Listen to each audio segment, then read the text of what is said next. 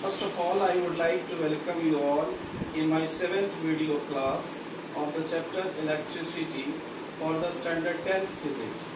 Today I am going to discuss the topic electric potential and potential difference.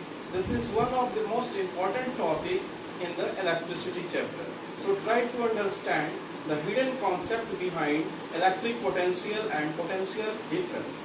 First of all, try to understand the concept of electric potential on the basis of the following given examples or analogies. Analogies are those examples which similarize the situations in a very good manner. Let's see first analogy. Analogy 1. Analogy 1 says that, example 1 says that this is an inclined plane on which in this inclined plane A is on the top level and B is at the bottom level. From A ball is rolling down and it comes to B. How does it comes to B? This comes to B due to the height difference. That is, there is a potential energy difference between A and B level. That's why the ball A rolls down from A to B. If this ball is not on height difference, then ball will not roll down from A to B. So difference of height decides the movement of the ball, because A is at higher potential energy and B is at lower potential energy. Let's see the second analogy. In this analogy, there are two water tanks. Water tank C is filled up somewhat more and water tank D is filled up somewhat less. Whenever these water tanks are connected with a tap, that is when we open the tap, then what happens? The water flows from water tank C and goes to water tank D. Why does this happen? This happens due to there is a level difference between the water tank C and water tank D. Until or unless there is no level difference, there will not flow of water. That is difference of level or pressure. We may say pressure difference also. That is difference of level or pressure decides the flow of liquid.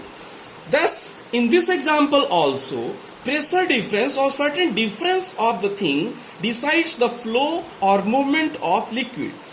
Just see analogy 3.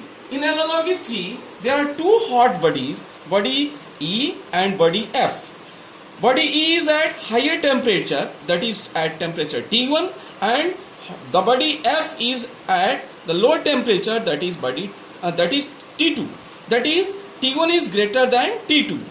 And whenever these two hot bodies E and F are connected to each other, then heat is transferred from hot body E to hot body F. How does this happen? This happens due to the temperature difference. That is, difference of temperature decides transfer of heat.